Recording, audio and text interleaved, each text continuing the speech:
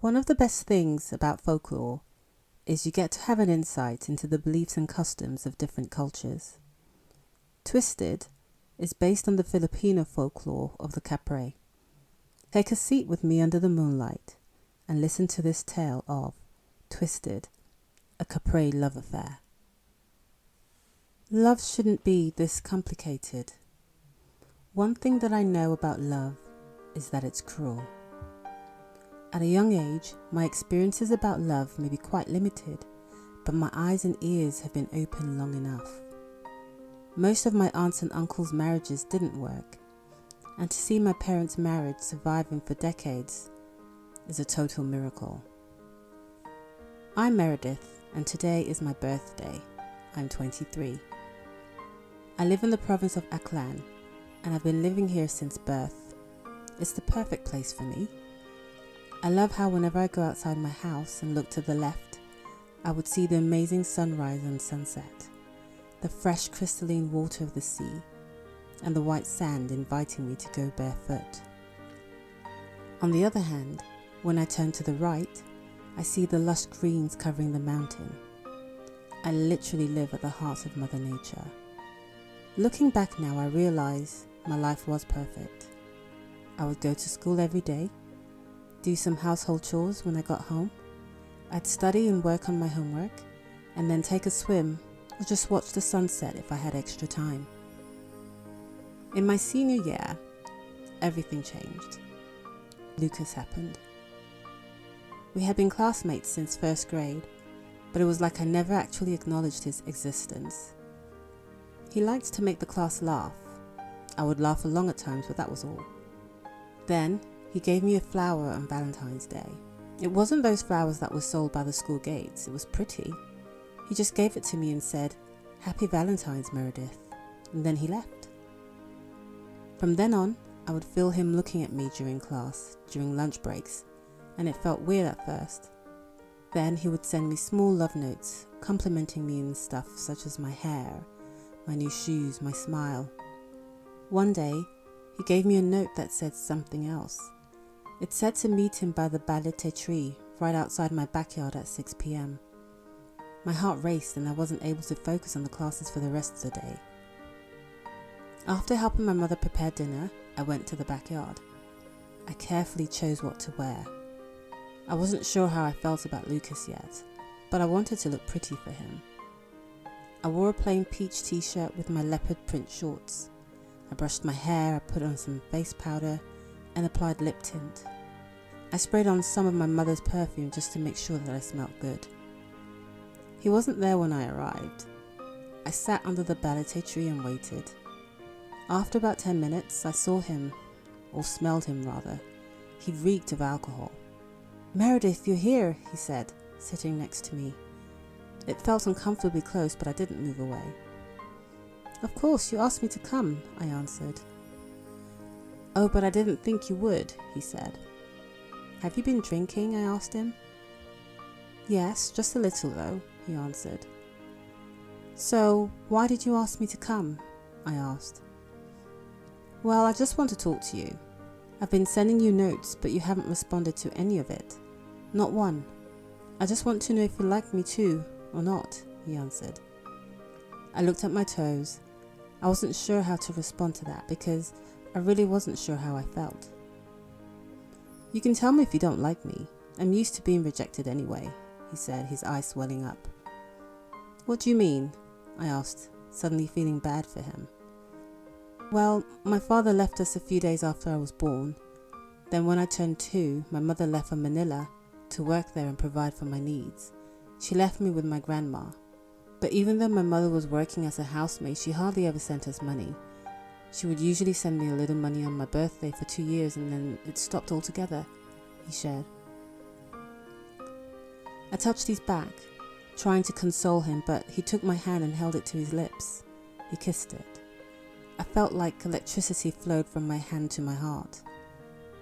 "Then last year I was able to find her on Facebook," he continued. "I looked at her photos and she seemed really happy. I found out she had a family of her own in Manila. I sent her a private message and she responded right away, only to tell me not to contact her ever again. Her live-in partner didn't know about her past, you see. I tried to respond, but she blocked me, he continued, tears falling from his eyes. Maybe she's just afraid about losing what she has right now. Doesn't mean she doesn't love you, I offered. It means she doesn't love me enough. At least not as much as she loves her new family. I wasn't enough for her. It means I cannot give her the happiness and contentment that they give her, he replied with a hint of anger in his voice. If my own mother doesn't want me, how can other people do? Of course, it's impossible for you to like me back.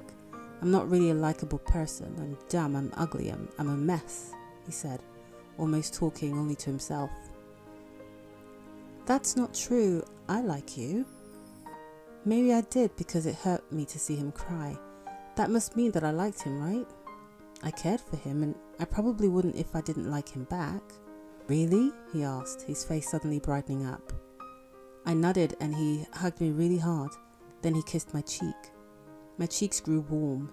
His kiss actually felt good, although I was a bit bothered with the smell of alcohol. I have to go. We will have dinner in just a few minutes, I said. He frowned. Well, we'll see each other tomorrow in school and we can meet here again tomorrow, I suggested. He nodded and kissed my cheek again. That felt pleasantly strange. We had dinner, but I didn't really feel like eating. My stomach felt full. That night, I slept with a smile on my face. The next morning, we saw each other in school. He held my hand and kissed it every chance he got. That evening, we met each other under the balete tree again. And again, he reeked of alcohol. It was like that for the next 2 years. We would talk about everything. Sometimes he would be so happy and other times he would be crying. I felt bad for him. He told me that I was the only reason that he was alive. He said that he would end it all if not for me. We graduated from high school and my parents sent me to Calibo, the capital. I was studying to become a nurse.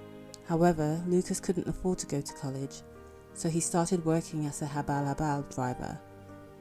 He paid the motorcycle in installments. Now, instead of our daily rendezvous, we only got to see each other once or twice a week.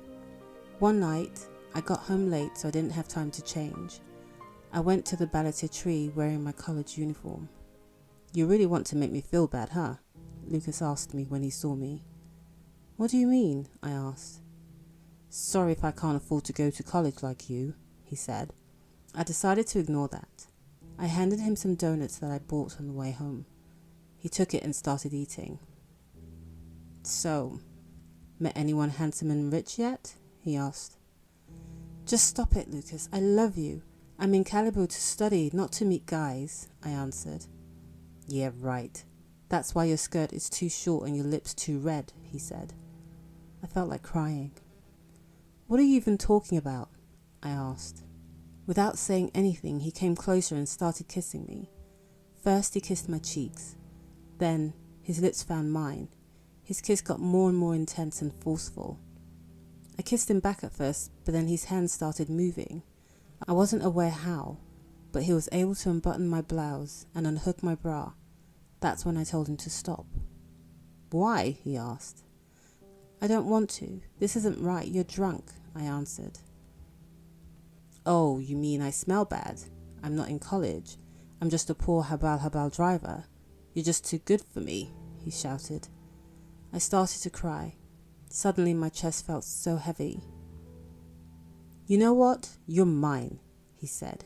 His eyes looked terrifying. He held my hands up against the balete tree, while his free hand explored my body. Stop, I shouted while crying. Suddenly, a thick smoke covered us and I saw something hit Lucas. Then he stood up and ran away. When the smoke cleared, Lucas was gone and I saw 2 huge red eyes staring at me. Then everything went black. When I woke up, I was inside my backyard, lying on a rattan bench.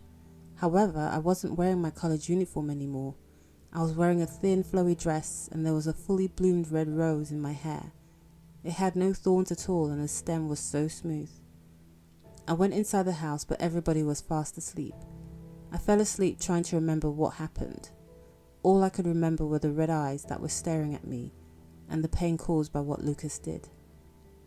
The next evening, I went back to the balete tree before I was to go back to Calibo. I sat there and burst to tears. I suddenly remembered everything that had happened. I loved Lucas, and maybe he was just too drunk and that's why he did what he did.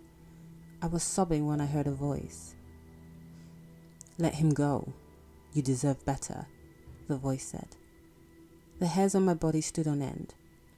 It was an unnatural voice. It was cool to the ears. It felt like a whisper that was just too loud. "Who are you?" I asked, turning around to see who spoke. "I'm up here," he answered. I looked up and saw those big red eyes. I wanted to run, but I couldn't. "My name is Antonio. You are beautiful. You are kind. You didn't deserve to get hurt," he said. "I have seen you. I have heard your conversations. What you feel is not love, it's pity," he said. Suddenly I grew comfortable. I wasn't afraid anymore. "No, I love him," I said. He jumped and his feet landed on the ground with a thud. He reached out to me and touched my cheek. I found myself leaning into his touch. "Don't worry. From now on, I will protect you and I will give you everything that you deserve," he said. He lifted me and brought me up with him. We talked, and when it was time for me to go, he made the surroundings smell like roses. Since then, each day and night I spent at home was very special. At night we would meet each other in the battitry and he would give me food that was deliciously out of this world. I remember eating golden chocolate eggs, gold rice, and drank crystal-like sparkling water. Each morning, I'd wake up with a bunch of flowers by my window. He stayed true to his promise. I never felt more loved. Once, we talked about how people were scared of him. Who wouldn't? Haven't you noticed how big I am? I'm 9 feet tall. I'm hairy all over. My eyes are perpetually red. What I don't understand is how you are not afraid of me, he said. Why would I be afraid of you? You are the kindest, sweetest, and most thoughtful person that I've ever known, I answered back. Well, you know, that's the thing. I'm not even a person, he said. Well, you may not be a person, but you're more of a person than other people that I know, I said before hugging his arm tight. You've seen me hurt Lucas, right? He asked. Yes, I did, but you only did that to protect me, right? I asked back. Right, he answered. Tell me, have you ever hurt a person before, like for no reason at all? I asked. I have hurt other people before, but for a reason. I usually punish those who are destroying nature, those who piss on my tree, those who try to cut my tree down, and other similar reasons, he answered. That's pretty understandable. Listen, can you promise me one thing? I asked. Anything for you, he answered. Can you promise not to hurt anyone ever again? I asked him. He looked thoughtful and was quiet for some time before he spoke again. I can, as long as they're not hurting you. That's my condition, he negotiated. Okay, that's fair enough, I answered. That night, he gave me a golden ring. He said that it is a symbol of his promise to me. One night, just before I graduated from college, I was surprised when I walked to the balletterie and found Lucas sitting there. I cautiously approached him. What do you want? I asked. I want you back, he answered. No, you have to leave, I said. Why? Is it true, Meredith? Are you really in love with a Kapre? He asked. I froze. How did he know? Yes, I know. Actually, the whole barrio is talking about it, he said, seeing the surprise in my eyes. You're going crazy. I can stop it from happening. Come with me, he added. I didn't even know what exactly happened next. What I know is that Antonio came and Lucas tried to fight him. It all ended with Lucas running away again, his right arm bloody. That night, I stayed with Antonio until morning.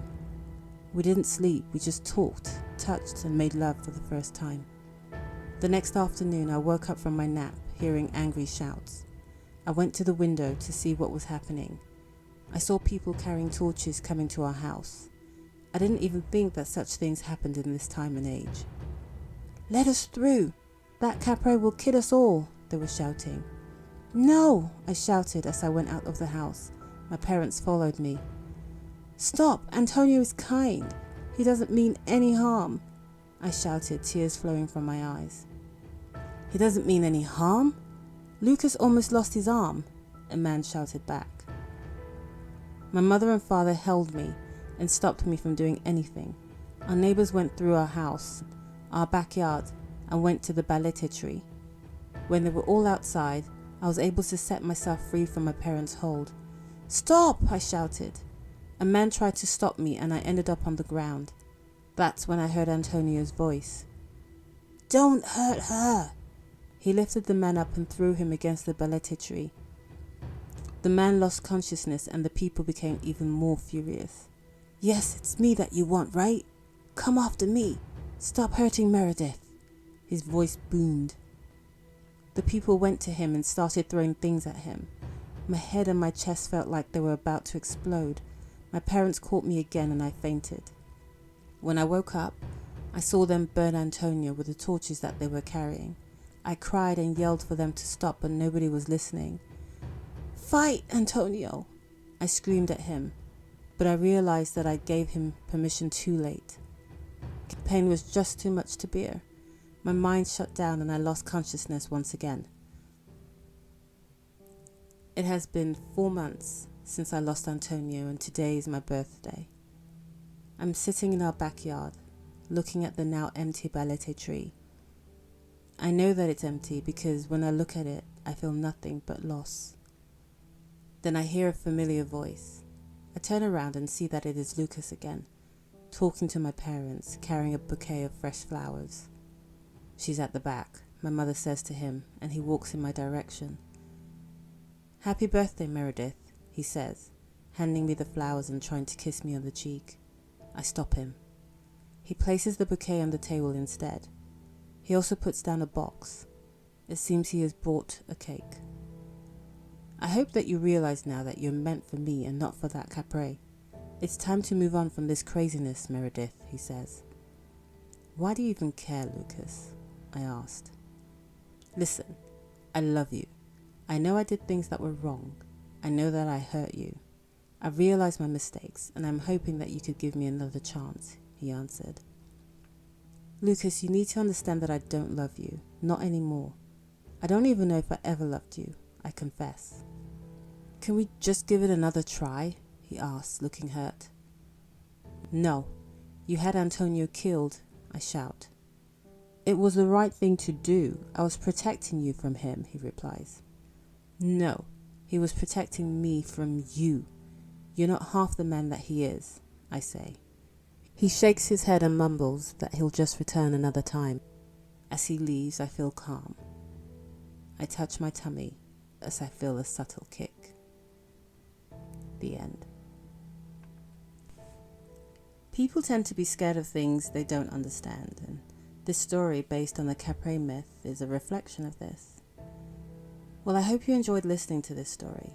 If you did, please give it a like and subscribe so you can be notified of more stories told by Moonlight.